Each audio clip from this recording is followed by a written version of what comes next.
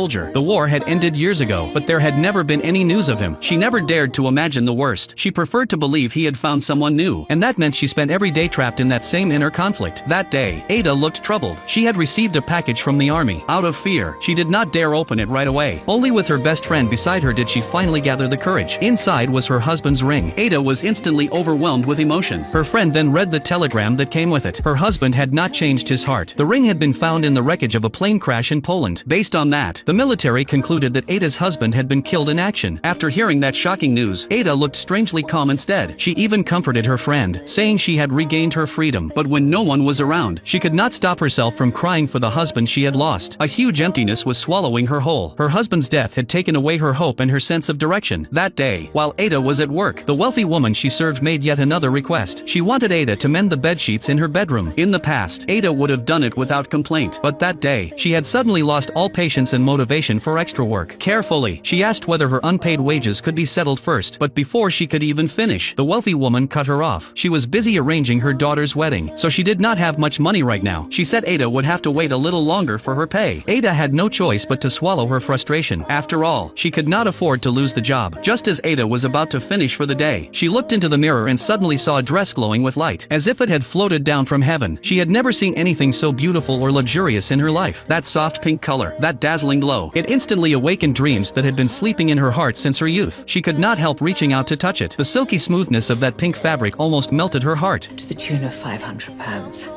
500 quid for a dress? Lord Dant.